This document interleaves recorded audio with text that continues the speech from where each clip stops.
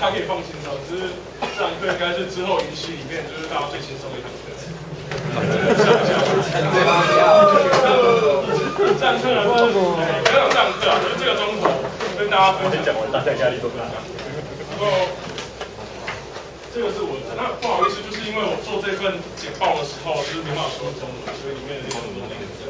那就是如果有任何问题可以提出来，我尽量帮各位就不好意思。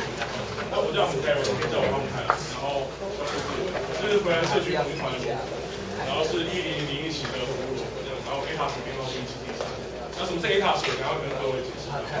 然后底下这些呢是就是最近几年参加一些比较有代表性、比较重要的一些活动。OK， 那在一开始我想问一下大家，就是大家觉得同学营是什么东西？就是你在同学活动里面，你会发现到，就是同学活动它其实各个方面、各个领域都可以包括到，都可以做到。就是你在同学活动里面什么东西都可以完成，都可以做。但是各个方面、各个领域，你都会发现到有其他更多的社团、更多的团体比我们更专业、更优秀这样子。那同学优势在哪里？那同学有个非常大的优势就是，我们有非常多的国际资源可以用。那后面我会跟大家就是介绍到。那如果说你对国际活动有兴趣的话，其实你可以在 Facebook 上面找到，就是我们有一个国际活动经济之旅的兴趣小组，就是你可以在 Facebook 上面找到，它是一个 open group， 直接加进去之后，然后就可以进来。那这里面呢会有非常多，就是以前参加过国际活动的一些前辈，然后一些非常喜欢自助旅行的伙伴会在里面投一些讯息跟大家分享，还有就是近期有什么样的国际活动这样，所以你可以在里面看到，所以有兴趣的可以上 Facebook 去找一找。那国际活动呢，我稍微列出了一些就是你可以去参加的国际活动，有哪一些 ？APR Jamboree，APR Jamboree 就是亚太区的大陆营。有没有人去年有去参加全时？那谁辛苦的？有啊，还蛮多的，对。去年那个全时大陆营，然后刚好就是第28届亚太区的大陆营，好，就是大家很幸运在台湾就参加到一个活动，就是 APR Jamboree 这样子。那在下一届呢，在斯里兰卡，就是今年已经结束了。那在下一次的 APR Jamboree 在2013年在日本，就是2015的那个世界大陆营的营地的一个比赛，好，下一次 APR Jamboree 在日本，在明年。那再来就是 Warsaw Jamboree 世界童军大陆营，然后它是一个世界童军的非常最重要的一个大拜拜大聚会，就是它是每4年办一次，跟奥运一样，就是你每到了要办世界童军大陆营的那一年，你看到你就开始就是嗅到，然后就是发觉到全世界童军开始就是鼓掌，然后那一年就是特别大家特别不同。那上一次的那个 Warsaw Jamboree 就是在去年在瑞典，对，那下一次就是2015在日本。然后这个东西我等一下之后会就是比较深入跟大家介绍到，先看过去。好 ，Warsaw Jamboree是针对就是我们现在罗浮在办的一个世界罗浮大会，那它是也是每4年办一次这样子。它也是每4年办一次。那上一次呢是在肯亚，下一次也就是在明年暑假呢在加拿大。好，那这个等一下后面单独介绍到。Rubberway 是欧洲区的罗浮大会，它每3年办一次。刚好今年 Rubberway 办在芬兰。好，那今天19号，台湾代表团昨天已经出发到芬兰去了。Rubberway 刚好从昨天开始，今天开始。然后 International Youth Gathering 这个是世界的青少年聚会，它很特别在哪里？我等一下后面再跟大家介绍，我有单独独立出来跟大家讲出来。然后还有 CJK Rock Scout Cooperative Club， 就是日本、韩国、台湾跟菲律宾4国的一个合作计划。这个部分我也单独拉出来跟大家介绍，所以后面再讲到。然后下面还有 ICSP 的部分 ，ICSP 是什么？就是我不知道各位有没有看过，就是以前最近好像没有，就是比较早期，大概5年、10年以前吧，美国的电影就是很喜欢拍那个美国一放暑假，然后就是家长就会把自己的小朋友，然后带到营地去，然后在营地里面生活1、2个礼拜，对吧？以前有很多美国电影都会拍到。然后美国呢，他们每年暑假都会有都会有那个美国的夏令营，然后夏令营的营地呢，就会跟全世界去征召很多的国际辅导员、国际服务员到营地里面去。那目的就是希望这些美国小朋友、美国小孩可以跟这些就是来自世界各地的人做文化交流，然后来学习不同的东西，然后接触不同的文化、不同的人种这样子。那 ICSP 它其实算是，算是这里面门槛最高的一个活动，因为你必须先通过统英总会的考试。统英总会有6项考试，英文口试、英文笔试、中文口试、中文笔试、童军技能测验，还有英文的教案试教。必须通过这6个考试之后，他会再送你通过之后再送你的资料到BSA 美国童军总会。那美国童军总会呢会再审核你能不能过来。那如果 OK， 他会通知你，然后你可以过去美国，就是做国际辅导员这样子。那 ICSP 其实全世界很多人在抢，所以名额很少。为什么很多人在抢？因为 ICSP 跟其他的活动比较不同的是，它是有pay，就是它会有薪水给你，所以全世界所有人都在抢 ICSP 的名额。那 ICSP 名额非常好，非常少。台湾大概每年去的大概都只有个位数而已。对，所以门槛比较高。那它配的薪水就是当然看美东美西，就是物价的差别，所以稍微不一样。就是大概每个星期给你的。那如果有兴趣的话，就是想要知道 ICSP 怎么样考试，在总会那边，然后什么时候会有资料公布，可以私下来找我。那ESBP 它跟 ICSP 很像，但是有一点不同的是，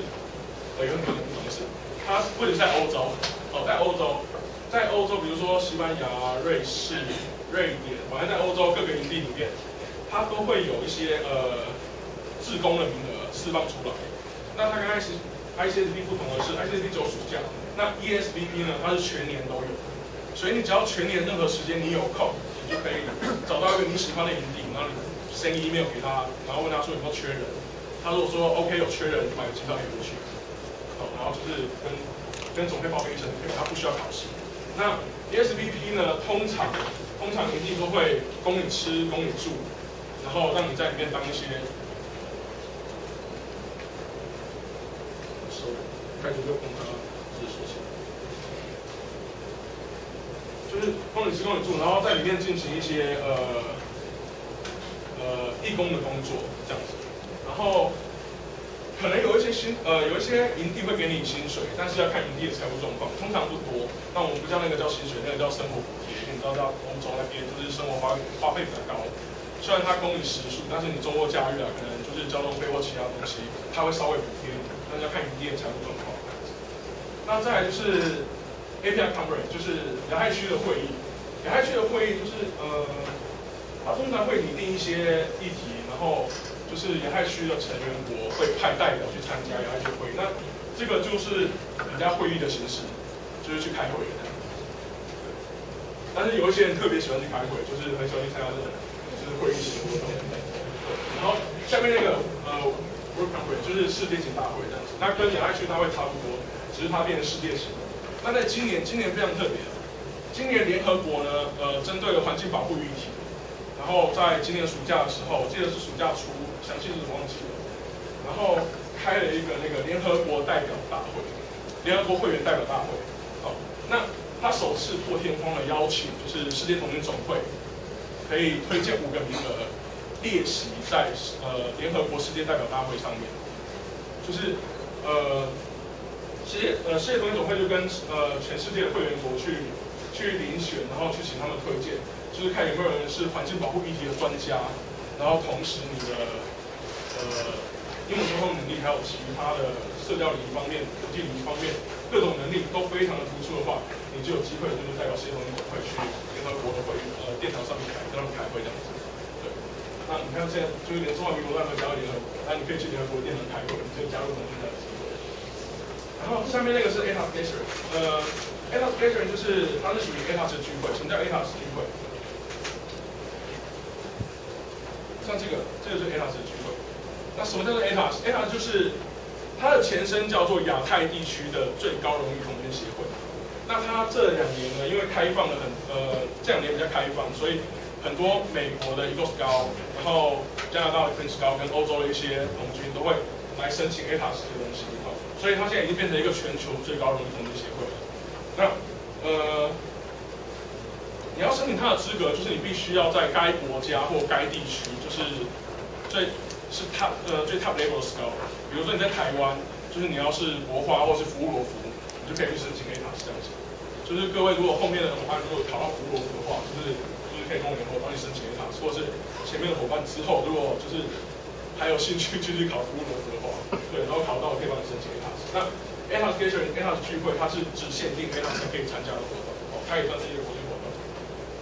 对，然后，对我刚刚讲，台湾就是国花童军跟吴罗。羚羊、狼鹿、豹跟那个是一样太阳。然后下面那个 National Jamboree 就是世界各国的全国大陆营，你只要对那个国家全国大陆营有兴趣，你都可以去参加哈。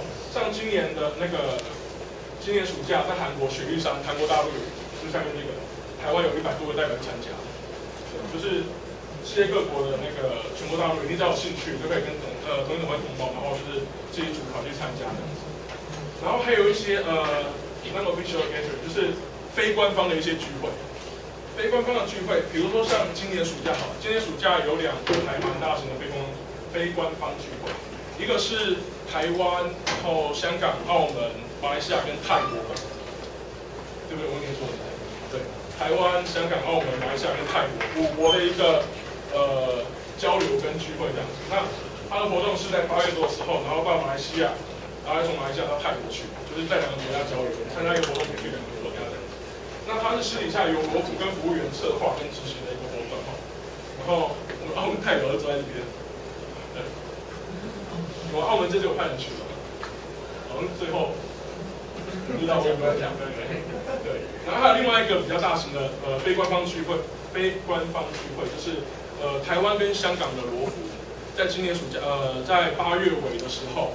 有大概10几个台湾加香港10几个罗府要到不丹去做交流，做文化交流这样子。那这也是他们自己私底下发想，然后就是寄 email 给不丹的同一总会，然后寄 email 给不丹的罗府，就是跟他们做接洽，然后跟他们说，台湾跟香港有一些人想要去不丹做交流、做参访这样子，然后他们也愿意接待 ，OK， 所以他们8月比较成型，要出发这样子，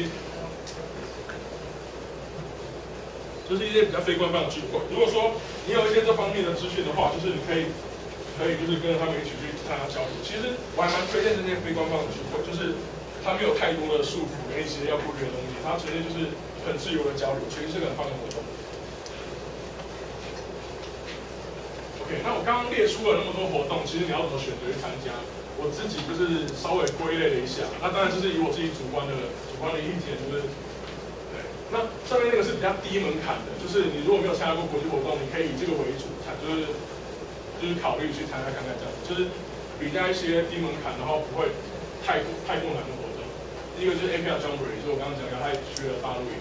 那因为它都在亚太区，所以相对的参加费用比较便宜之外，就是机票比较便宜。那再来就是世界青少年聚会 International Education， 这个东西为什么推荐大家参加？是因为它不用钱。一个不用钱的国际活动题目，对我之后就是我等一下38岁跟大家解释为什么不用钱。然后就是 CDK 中日韩非4国的一个罗浮合作计划，在菲律宾。那它也算是国际活动里面价位最低的，就是门槛最低。然后除了价位最低之外，它也算是非常好玩的一个活动，所以非常推荐 CDK。那我后面一样会单独拉出来跟大家介绍。然后后面还有4个就是我自己认为还有大家公认为最好玩的活动，就是世界童军大陆营，就是全世界所有童军那个最盛大的聚会，就不用说讲。还有世界罗浮大会，就是属于罗浮的世界童军大陆营。那你知道，就是罗浮都是成年人，那专门为成年人办的活动就一定特别好玩。然后 Rubber Way 号称全世界最好玩的童军活动，号称全世界最好玩的童军活动。有去过 Rubber Way 的回来都赞不绝口，就是他是我下一个目标，因为我之前没去过，因为他都办在欧洲去罗浮大会，所以相对的它比较贵一些。然后还有就是 ICT， 但是我刚刚讲就是 ICT 它门槛比较高，就是如果有兴趣的伙伴试一下再来。OK， 然后这几个我单独拉出来跟各位介绍了。好，刚刚讲过了。那 OK， 我先以世界童军大陆营为主。那世界童军大陆营呢？我看到下面是看谁？世界童军大陆营呢？上一届是在瑞典，但是瑞典的在上一届呢，2007年在英国，那是世界童军创立100周年的世界童军大陆营，所以它算是一个比较经典，然后比较算是最经典的一个大陆营，所以我就以它为主来跟大家做介绍。那现在大瑞一个很特别的地方就是，你可以看到它有一个这个地方，它就是天差成人营区，成人营区，它是整个大会里面最精华的地方，就是，你不要看那营地小小的，就是我们从成人营区这边，因为我自己每天的工作就在营区走来走去，所以我每天从这个地方走到对角，用走的我大概走2个钟头，所以这营区非常大。那在成人营区里面，它其实是一大片的草皮，然后你就看到草皮里面啊，从活动开始之后，整个大天幕拉起来，然后里面就跟舞池，然后舞厅一样，然后一整排的酒吧，然后后面一整排的音箱，全部都是啤酒，然后再架舞台，每天晚上都是演唱会，就是每天晚上都是喝着啤酒、喝可乐，然后是演唱会的，就是他每天都非常狂热。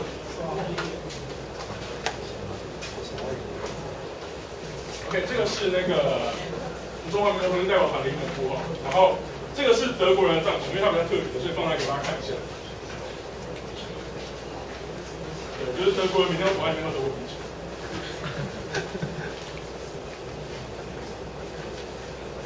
OK， 我们在世界和平大陆营里面呢，会看到很多的营地建设，那有很多类似这种大型的设施可以让你上去玩，像这种摩天轮啊，像一般我们常看到海盗船，还有一些历史，可能在台湾比较少见到的工程，就是在那边可以搭给你，然后自己在那边玩。然后，你在台湾露营的时候，团长跟前辈教你们营地建设在干嘛用？就是帮助露营生活，就是方便，然后露营生活顺畅，对不对？但是你可以看到很多外国人，他们营地建设都是为了就是营地美观为主这样子。你看到他们的营地，然后帐篷弄得跟花园一样，就很漂亮这样。然后这个也叫营地建设，这就是瑞士的营地建设。对，就是把一个像上人一样的东西插在头里面，然后旁边写一个遗书嘛，可以捐给他们，然后请他们去好。就是他们会把营地弄得很漂亮，然后弄得你觉得在里面生活很快乐的那种感觉。就是我觉得我也有一点被他们影响到，就是你如果跟我出去露营过就知道，我会把营地弄得很漂亮，然后到处都是乱七八糟的东西。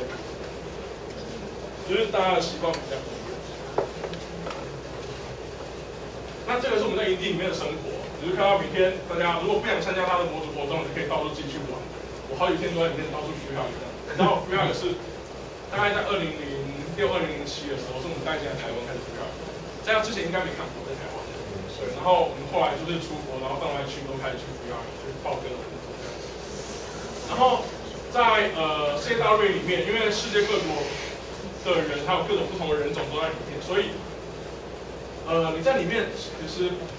因为同性的关系，你不会看到什么种族歧视啊，或者是一些奇怪的眼光去看待一些不同国家的人的，在里面不会发生这种事情，你就会看到大家非常和平的相处这样子。像这几个就是比较重的美国童军，他们就是帮一些就是比较相对起来比较受弱的一些非洲小朋友去提水啊，去帮他们就是搬东西，就是做一些工作这样。你看这种感觉，就是在整个营地里面大家都互相帮忙、互相合作。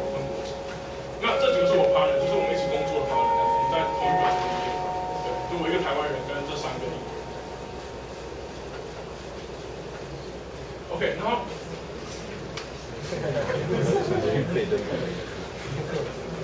有没有听过雅虎开卖的广告？什么都有，什么都卖，什么不奇怪。世界同军大陆营，什么都有，什么都换，什么都不奇怪。这个人他每天都就是站在营区门口，这明显是成人营区才有的事情。他每天都站在营地门口，然后拿那个内裤，说是贝德堡穿过来跟大家交换。我也不知道他哪里买。然后你可以看到那个地方，因为很多人，全世界大概4万多个，将近5万多个是代表，所以那个整个交换服装跟交换东西的场景是一望无际的一整片，就是每天在里面晚上都很开心。就是很多人问我说，为什么要花那么多钱去参加一个世界同性大会？就是你如果说你自己去那个地方旅行，你可能都不用花那么多钱，那为什么要花那么多钱去参加世界同性大会？就是你还不是住旅馆，还是去露营这样。但是我让你去过你就知道，就是你在那边每天都像一个嘉年华会，就是每天你一起床就很开心，然后就是到处都是你现在拿着气球走来走去啊，然后大家聚会一起唱歌，然后每天都很像那种很盛大的嘉年华会，从第一天开始到最后一天结束，所以每天都过得很开心很快乐。就是我们在那边待了大概连会后旅行嘛，待了大概快1个月，就是觉得时间过得很快，就是每天都玩得很开心这样。就是世界童军大会一个很特别的地方，就是它所有年龄层的童军都可以去参加，然后你可以在里面就是交流到很多不同年龄层之外，不同国籍的之外，就是很多不同文化习惯都可以在里面一次的融合，然后一次的去体验到。我觉得这是一个很棒的体验，在世界童军大会里面。OK， 那下一个，这是我在阿拉伯的营地，这是我刚刚跟各位讲的不用钱的国际活动。为什么它不用钱啊？International Gathering 就是世界青少年聚会，它每年都会在中东啊，然后到北非，然后到西亚那一块地区，就是每年都有很多这种类似的聚会。那它为什么免费让你去？我请问你想到中东，你会想到什么？石油啊？什么毒贩？你想到中东，你会想到什么？宾拉登。你想到中东，你会想到什么？AK-47，对不对？就是全世界所有的我们对那个地方那块神秘地区的认识跟认知，都是透过媒体去告诉我们的。那媒体被什么控制？媒体被世界列强，就是强国给控制。所以就是一般人要接触到那个地方的讯息，都会被一些媒体的讯息给完全的就是植入脑袋里面，就会觉得他们去逛街就是带 AK-15去逛街这样。然后送小孩去上学，可能口袋会有手榴弹。其实他要让世界各地人觉得说，其实不是中东，就那个地区的人，他其实不是那么的好战，不是每个人都是平等的，不是每个人都会劫机。他要表现出他非常的 friendly， 他非常的友善。所以每年就是那个地区的，就是政府都会轮流，就是花钱去请世界各地不同地方的代表到这个地方来，看看我们是怎么生活的，我们生活环境是怎么样子。我们上街买菜不会带手枪，就是我们是一个很和平的世界这样子。然后你可能在纽约每天都有抢案，你可能在意大利每天都有有人东西被偷，但是在这个地方其实生活没有那么乱，其实非常和平的这样子。他为了让其他人就是认识跟了解这个地方，不要被媒体的资讯所蒙蔽，所以他每年都补很多钱，就是办这个活动这样子。那在座有没有男生的请举手一下？对，男生，应该都不是男生啊。来，24岁以上的请放下。那这些人都有机会可以去参加，好不好？他虽然是免费的，但是他有一些限制。第一个限制就是男生，女生不能参加，因为在那个地方女生才不方便。那第二个限制就是你必须在23岁以下。对，那这个是我今年2月的时候去阿拉伯，就是带我们到阿拉伯去参加。那我们就在沙漠里面露营，那这是我的帐篷，这很明显是我帐篷。然后它里面可以住3个人，然后我的室友一个是Georgia，然后一个是凯亚，这样住在里面。那因为在沙漠里面，每天下午都会有沙尘暴，都很大的从帐篷这边进来。然后每天下午晚上活动结束，我要回帐篷，我再从沙子里面把我背包或东西搬出来，就变这样，就是所有东西都被掩埋，就是每天回去就开始挖东西这样。然后看我钢杯还在不在，我的水壶还在不在，都在沙底下。然后不知道大家看不看得清楚，这里面是床，就是你在沙漠露营的时候一定要睡在床上。为什么？因为你在沙漠里面可能会有蛇啊，然后蝎子啊、蜥蜴，对，所以一定要睡床上。然后这个是就是我们在阿拉伯展示台湾的东西啊，台湾的一些文物啊跟台湾的东西。OK， 然后你知道在沙漠电源很珍贵的。每天只要进去 presentation， 然后看到有电源的地方，所有电源差不多都变这样，就是能叠的一直叠上，一直叠上，一直叠上。对，这里面包含大概韩国的，然后柬埔寨的、台湾的、香港的，从里从这样。对，因为在沙漠里面电源很珍贵。那这个是阿拉伯的下一任国。然后你看到这个会场，就是我们在会议的会场。它其实世界青少年聚会呢，它每年都会定一个主题。那个主题就是你会事先做功课，然后针对那个主题做一些研究，然后去那边去开会，去分享自己国家的状况。那以往呢，它的主题都是定在文化交流啊这方面的东西。今年比较特别，它今年的主题是放在养皮后为首，就是在台湾讲叫自强童军，就是身心障碍者参与童军活动的部分。你要怎么样协助身心障碍？你要怎么样协助身心障碍者去参与童军活动的？对。然后就是进行很多会议。那你知道阿拉伯人他们信阿拉，所以就是时间到了，我们在开会，开到一半在后面跪起来，然后开始拜，所以每天都有非常非常多的 feedback。OK， 就是我们在营地的一些活动照片，就是 workshop， 他教我们怎么用灭火器啊，然后怎么做生化管理之类的东西，一般OK， 然后这是活动的一些照片，然后我们在沙漠里游泳、飙沙，然后去小岛玩骑骆驼、玩小鸟，然后到一些特别的地方去参观这样，然后就拜访。OK， 因为时间不够，后面都比较重要，所以我先跳过。有去过CDK可以举手一下吗？这边有去过吗？没有。CDK 这种精华的活动，我刚刚说 CDK 是我最推荐的一个活动的原因，是因为除了它便宜之外，它非常划算。为什么非常好玩？因为在 CDK 里面呢，4个国家的国服，就是你每天你们住在一起，所以每天的交流，就是你睁开眼睛看到他，闭上眼睛之前看到他，就是每天交流都会非常的密切，非常的就是大家生活都在一起。那 CDK 其实有2个很重要的主题，一个是学校服务，一个社区服务。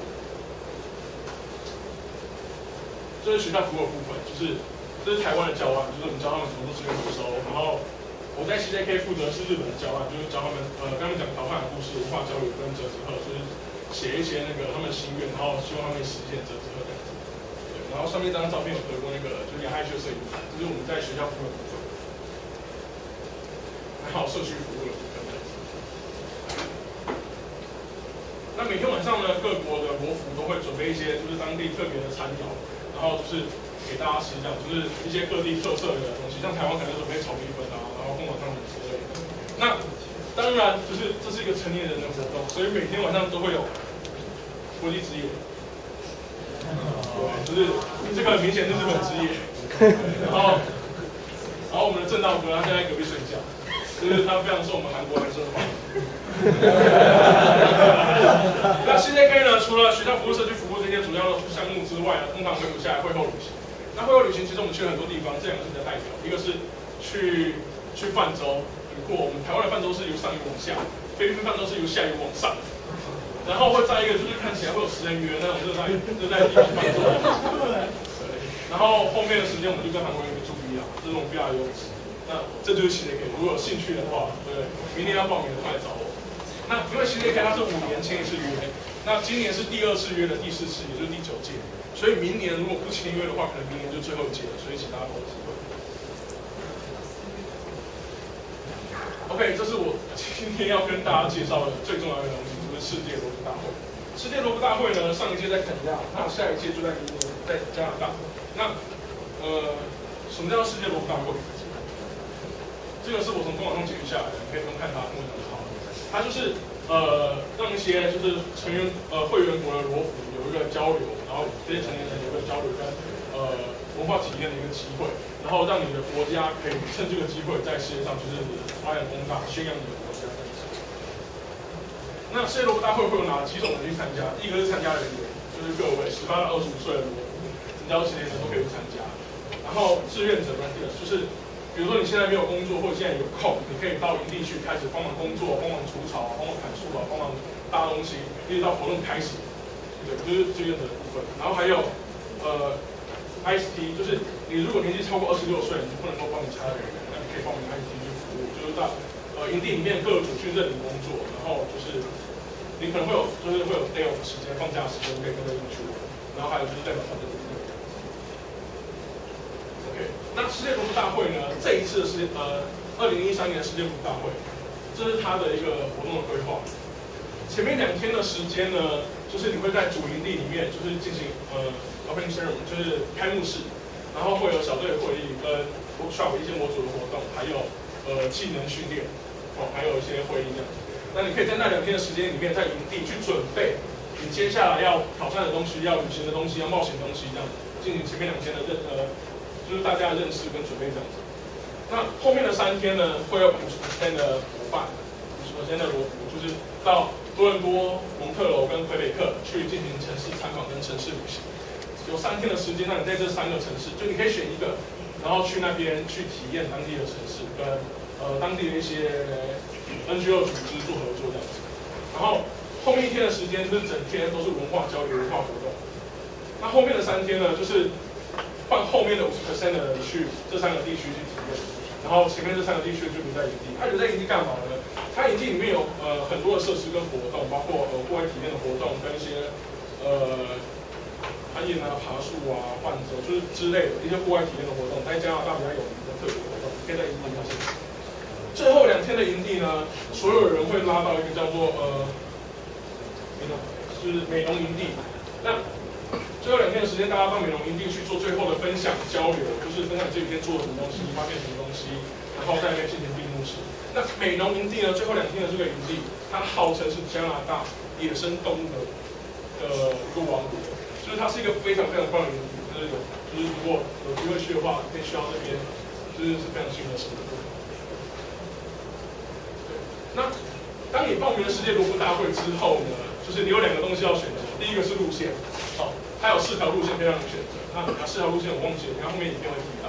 然后你会选择，就是刚刚我说的那3个城市，你会选择一个，然后去那边做交流参访这样子。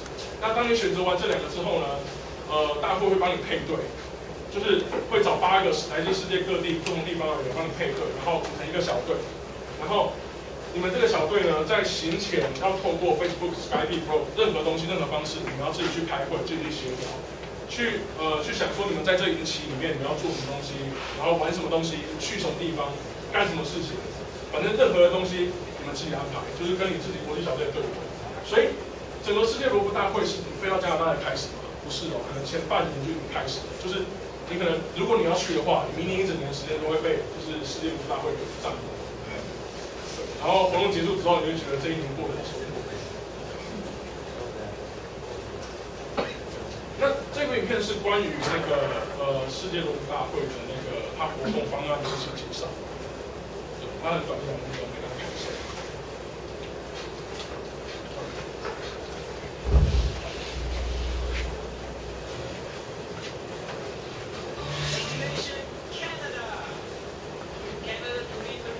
Is the discovery of a culture that's both modern and traditional. Canada is a huge territory that includes vibrant cities and vast natural landscape. Canada is one of the largest freshwater resources in the world. Clean water, its preservation and accessibility, will be central in wood activities. Mood Canada 2013 will be held from August 8 to 18, 2013. It will be an entirely new kind of scouting event that will allow a tailor-made experience. Participants will choose between 4 paths: life, culture, eco-responsible, and adventure. Then, they will choose one of 3 cities for their urban experience: Montreal, Toronto, or Quebec. During welcoming activities, participants will have the chance to visit Canada's capital, Ottawa. Then, they will head to base camp for the opening ceremony. Welcome to the base camp of Mood Canada 2013. Nestled deep in the heart of the Canadian forest, the Mood Base Camp provides campsites for all 5,000 participants. It is here that for 3 days they will share the activities chosen with their patrol. It's also here that the Global Development Village will be held. During their 3-day urban experience, participants will engage in a far-reaching service activity and at the same time discover their chosen city. Mood Canada 2013 will end at base camp with the closing ceremonies. It will certainly be a moment of great emotion for all. Mood Canada 2013. Be there!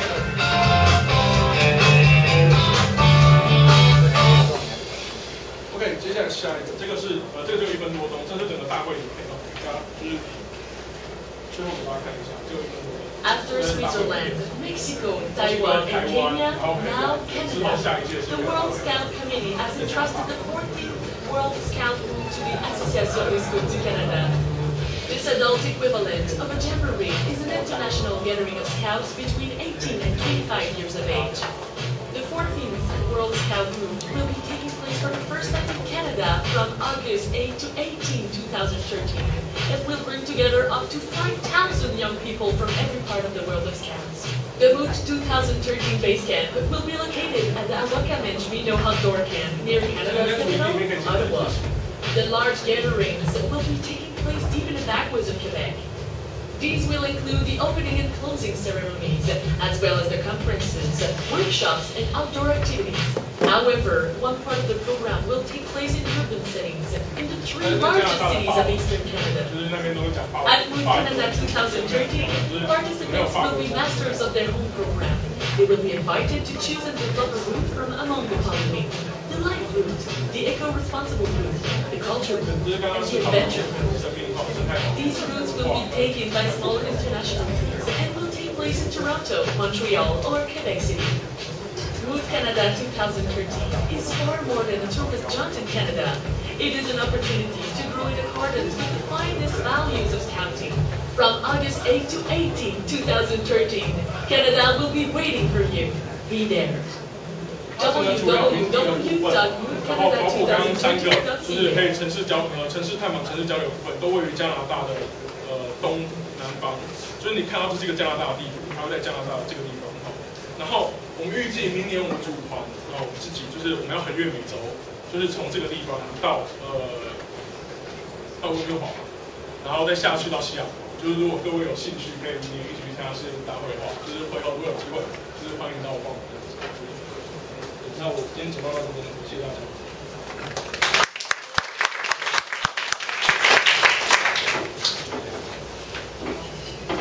有没有问题要问的？对吧？就是各位如果有什么问题可以问，对，就是现在可以提出来。就是刚刚看完有什么想问？每个活动都可以找他报名，所以要不快点问。有哪个东西是你特别想去的？就是现在可以提供出来这样子。有没有？如果没有的话，就到这边。之后有机会的话，大家就是在云期会看到我在提。